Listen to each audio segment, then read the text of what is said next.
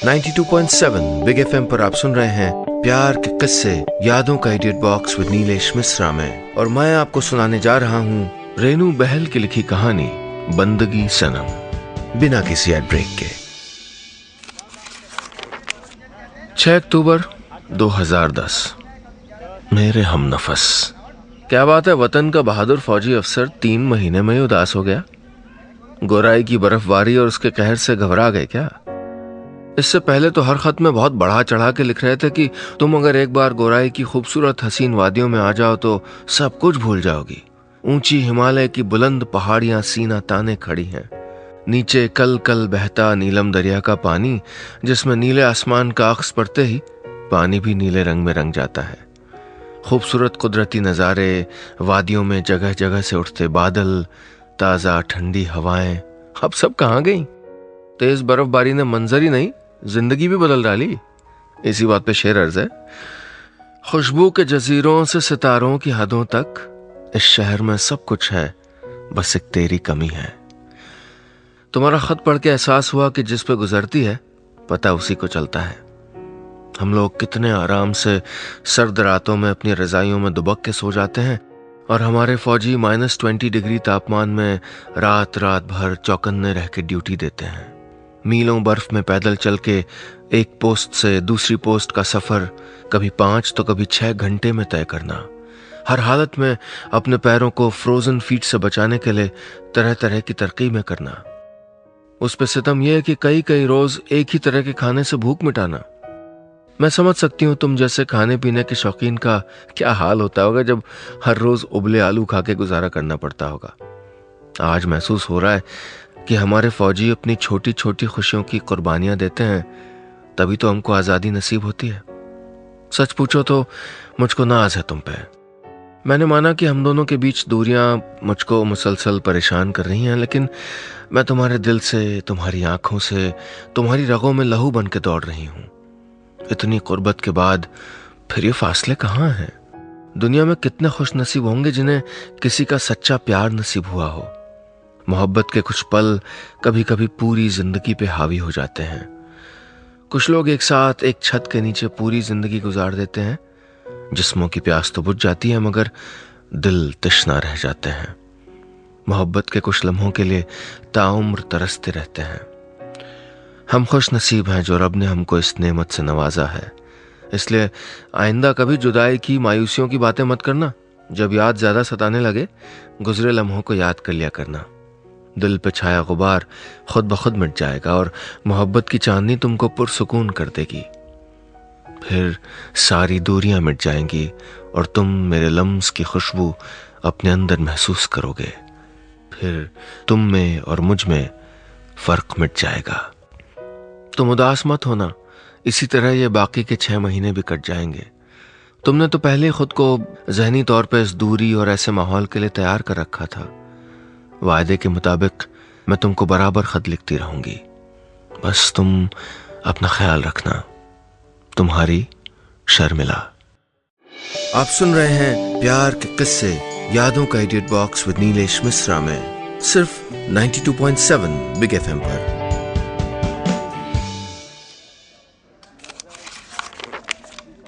दो नवंबर 2010।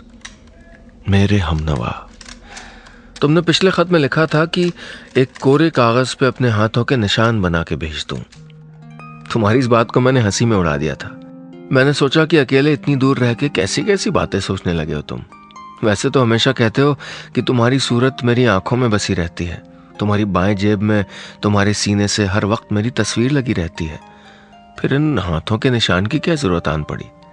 तुमने लिखा था कि उन हाथों के निशान पे अपना हाथ रख दूंगा तो लगेगा तुम्हारा हाथ मेरे हाथों में आ गया। तुम्हारी बात पढ़ के मैं हंस पड़ी थी और कह उठी थी, तेरा जिक्र सुन के तड़प उठे, तेरा नाम आते ही रो दिए, मुझे एक निस्बत खास है तेरे जिक्र से, तेरे नाम से। और देखो कल शाम तुम्हारी ये बात जिसको मैंने हंसी में उड़ा दिया था, मुझको ही मुंह चिढ़ाने लगी। मैं ढलती हुई उदास शाम से निजात पाने के लिए अपने शहर में अकेली टहल रही थी और गुजरे लम्हों को अपने जहन में जिंदा करके उनमें डूब जाना चाहती थी। उन लम्हों की यादें शिद्दत से सता रही थी जो हमने एक साथ नंगे पांव रेत पे चलते हाथों में हाथ डाले वहां गुजारे थे। समंदर की तेज लहरें हमारी तरफ बढ़ती और हमको टांगों तक भिगो के पलट जाती।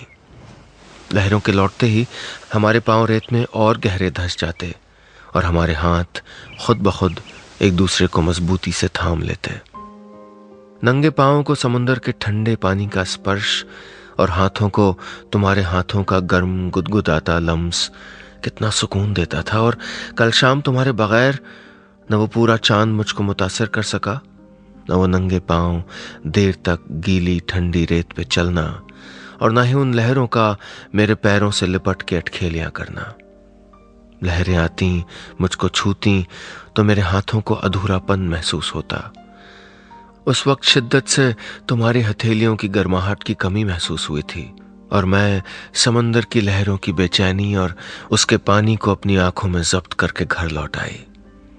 आते ही मेहंदी भिगो के दोनों हथेलियों पे लगाई और कोरे सफेद कागज पर मेहंदी वाले हाथ छाप दिए।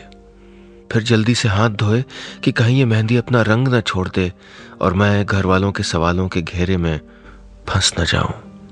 लो, तुम्हारी ये आरज़ू भी पूरी कर दी। अब दोनों हाथों पे अपने हाथ रख देना, मैं भी समझ लूंगी कि मेरे हाथ तुम्हारे हाथों में आ गए। अब तो खुश हो ना? फिलहाल इसी से काम चलाओ। तुम्हारी अपनी शर्मिला। आप सुन रहे हैं प्यार के किस्से यादों का edit box with Nilesh Mishra में सिर्फ 92.7 बिग एफएम पर।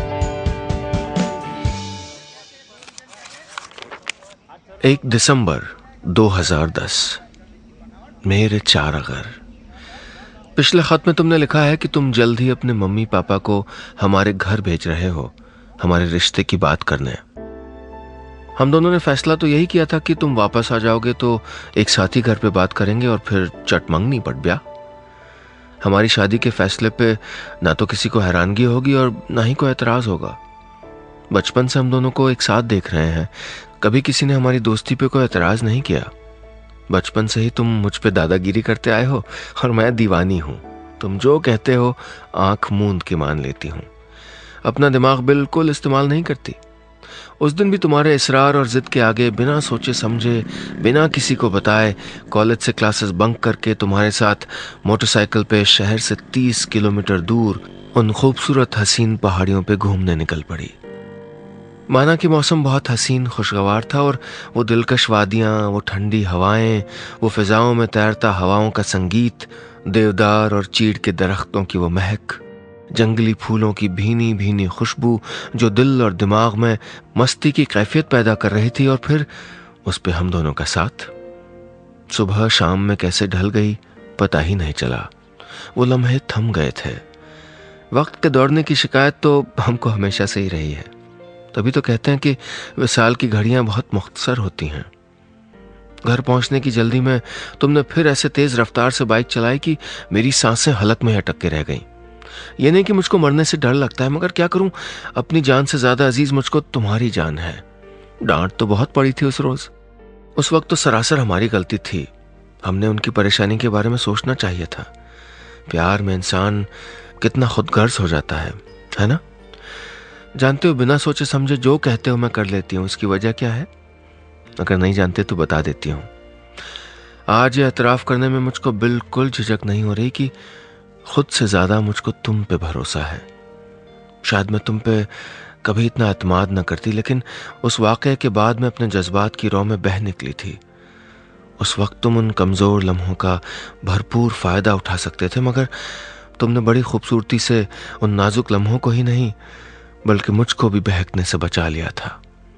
उस दिन के बाद मेरे दिल में तुम्हारे लिए प्यार और बढ़ गया था, क्योंकि अब इसमें इज्जत और एतमाद भी शामिल हो चुका था।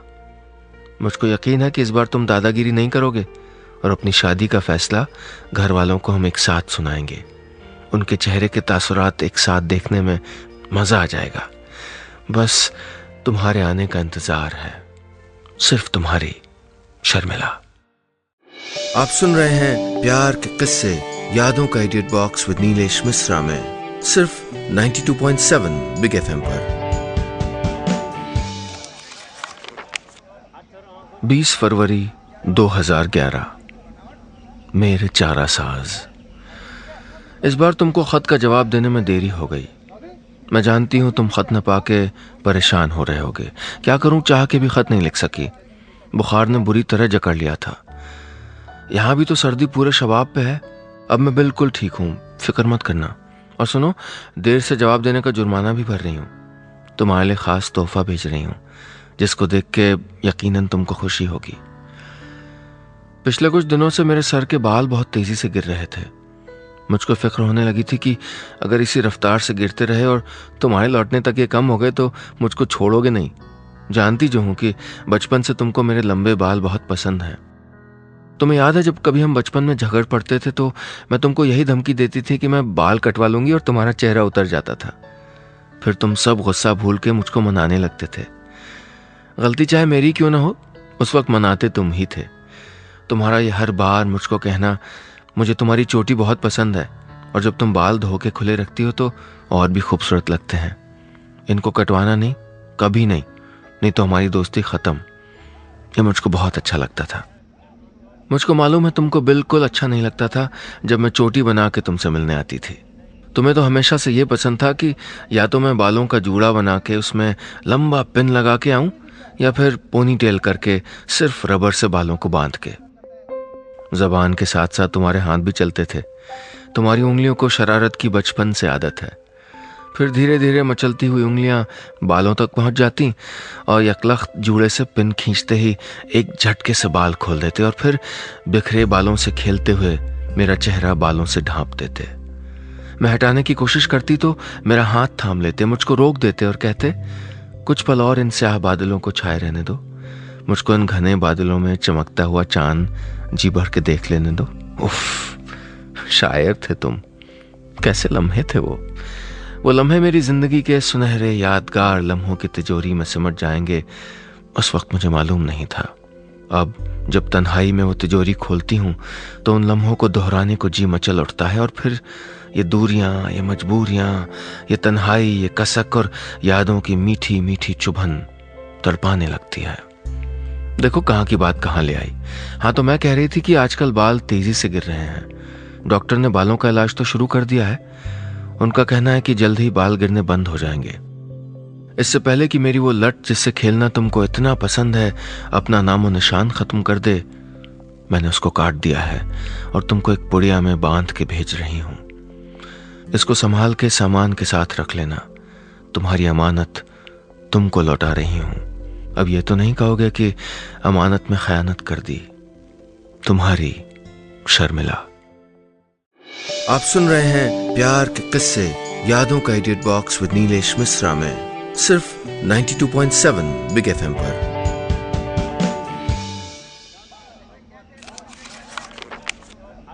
मार्च 2011। मेरे अपने। पिछले दिनों जो बर्फानी तूफान आया था उसकी खबर टीवी पे देखी थी मैंने। कई जवान इस तूफान से मारे गए और जानो माल का काफी नुकसान हुआ। किसी करवट चैन नहीं आ रहा था। फिर तुम्हारे मेजर साहनी ने फोन पे बताया कि फिक्र की कोई बात नहीं है, तुम भी ठीक हो और तुम्हारी बटालियन भी, क्योंकि तुम्हारी बटालियन को पहले ही दूसरी जगह शिफ्ट कर दिया गया था। तब जाके राहत मिली। मगर जो तूफान की जद में आ गए थे उनके लिए दिल बहुत रोया। कल मेरी इत्तेफाक से मैडम प्रेरणा से मुलाकात हो गई। तुमको याद है ना प्रेरणा मैडम? 10वीं में इंग्लिश पढ़ाती थी हमको और तुम क्लास में उनके सबसे चहेते स्टूडेंट हुआ करते थे। इतने सालों बाद भी वैसी की वैसी हैं। वैसी स्मार्ट, उतनी ही पुरकशिश और वैसी ही पुरखलूस, वैसी मेहरबान। कुछ भी तो नहीं बदला था, सिर्फ बालों में हल्की सी चांदनी झिलमिलाने लगी है। मुझको तो लगता है वो शायद जवानी में भी इतनी अच्छी नहीं दिखती होंगी जितना इस अधेड़ उम्र में दिखती हैं। कुछ औरतें इस उम्र में आके ज्यादा दिलकश लगने लगती हैं। तुम भी जब उनको देखोगे तो यही कहोगे। एक और बात जो नहीं बदली है वो है उनका अकेलापन। आज भी वो बिल्कुल वहीं खड़ी हैं, बिल्कुल तन्हा। इतने साल गुजर गए उस हादसे को जिसमें उनके मंगेतर की सड़क हादसे में मौत हो गई थी। फिर उसके बाद उन्होंने शादी ना करने का जो फैसला लिया उस पे आज भी कायम है। आज भी वो अकेले ही जिंदगी का सफर तय कर रही हैं। क्या कोई इस तरह भी करता है? क्या जिंदगी हंस के नहीं गुजारी जा सकती? क्या वो अपने प्यार, अपने मंगेतर को खुश रह के याद नहीं कर सकती थी? क्या वो उनको इस तरह तन्हा देख के खुश होता होगा? तुम ही बताओ, जब हम किसी को दिलो जान से चाहते हैं तो क्या उसकी खुशी में खुश नहीं होते? अगर तुम्हारी आंखों में आंसू आए तो मेरा दिल तुम्हारे साथ रोता है और तुमको खुश देख के मैं खुश हो जाती हूँ। फिर ये कैसा प्यार हुआ कि जिस बात से, जिस काम से दुनिया में अपने सबके अजीज को दुख होता हो, वही काम करो? सच पूछो तो मुझको उनकी ये सोच, उनके जीने का ये अंदाज बहुत नागवार गुजरा। मैं खुद वही काम करना पसंद करती हूँ जिसमें तुमको खुशी मिलती है, और तुमसे भी यही उम्मीद करती हूँ। आज इतनी दूर बैठे दिल से एक वायदा कर लो कि जिस तरह मैं तुम्हारी खुशियों का ख्याल रखती हूँ, तुम भी मेरी हर ख्वाहिश का एहतराम करोगे। मेरी खुशी में ही तुम्हारी खुशी भी शामिल होगी। जिंदगी बार बार कहाँ मिलती है, इसको हर पल जी लेना चाहिए। बस खुद भी खुश रहना, दूसरों को भी खुश रखना, और सबसे ज्यादा मुझको। इससे ज्यादा मैं कुछ नहीं चाहती तुमसे। तुम्हारे आने का शिद्दत से इंतजार है। तुम्हारी अपनी शर्मिला।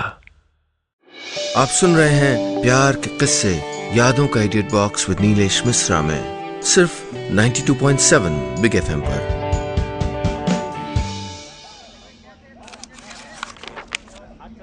बीस अप्रैल 2011। डियर मेजर दीपक, मेरा खत देख के आपको हैरत तो जरूर होगी, मगर मजबूरी है, क्या करूं। आप तो इस बात से बाखूबी वाकिफ हैं कि इंसान को फर्ज की अदायगी में कभी कभी बड़े मराहिल भी तय करने पड़ते हैं। आपको शायद इल्म नहीं है कि इस वक्त जिस फर्ज की अदायगी का जिम्मा मैं निभा रही हूं, उसकी अदायगी में मेरे साथ आपको भी हकीकत का सामना करते हुए दर्द के सहराओं, तकलीफ के समंदर में खुद को कड़ा करके गुजरना होगा। पिछले दिनों जब बुखार ने लगातार कोशिशों के बावजूद आपकी जाने हयात यानी आपकी शर्मिला का पीछा नहीं छोड़ा, तो कई तरह के टेस्ट करवाने पड़े। तब एक कड़वा सच सामने आया कि वो कैंसर जैसी नामुराद बीमारी की जद में आ चुकी है, और वो भी अपनी आखिरी स्टेज में है। वो नहीं चाहती थी कि आपको उसकी बीमारी की भनक तक पड़े, वरना आप अपनी ड्यूटी छोड़ के यहां चले आएंगे। वो न तो आपके सामने सिसक सिसक के मरना चाहती थी, और न ही आपको किसी तकलीफ में देखना उसको मंजूर था। उसने सबको सख्ती से मना कर दिया था कि आप तक उसकी बीमारी की खबर ना पहुंचे। उसने मुझको इमोशनली ब्लैकमेल करके मुझसे वायदा लिया कि मैं उसके लिखे हुए खत मुसलसल आपको भेजती रहूं, ताकि आजमाइश की घड़ियां आप आसानी से गुजार लें, और जब आपकी ड्यूटी करीब करीब खत्म होने को हो तो आपको तमाम सूरत हाल से आगाह कर दिया जाए। आज उसको दिया हुआ वायदा पूरा करने का वक्त आ गया है। इस वक्त जिस कड़े इम्तिहान से मैं गुजर रही हूं, मैं ही जानती हूं या मेरा रब जानता है। ऊपर वाले से मेरी इल्तिजा है कि वो किसी को इस तरह के इम्तिहान से कभी ना गुजारे। मार्च की 15 तारीख को वो ऐसे सोई कि फिर सुबह का मुंह नहीं देखा। आखिरी दिनों में उसने बहुत तकलीफ सही, जिस्मानी भी और रूहानी भी।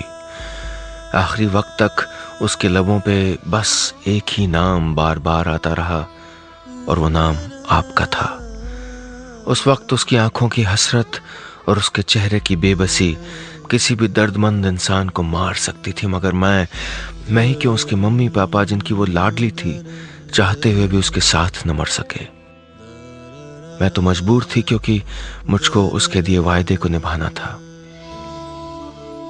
आखिरी अल्फाज जो उसकी ज़बां से अदा हुए वो कुछ यूं थे: जब दीपक के बच्चे हंसेंगे, खेलेंगे, मुस्कुराएंगे, तो समझ लेना मैं मुस्कुरा रही हूं। उससे कहना मुझको अपनी यादों में हंसते हंसते बसाए, और अगर रो के याद किया तो मैं नाराज हो जाऊंगी, और फिर शायद मेरे लिए उससे ख्वाबों में आके मिलना मुमकिन न रहे। दीपक जी, मैंने तो अपना वायदा पूरा कर दिया, अब आपकी बारी है उसकी आखिरी ख्वाहिश पूरी करने की।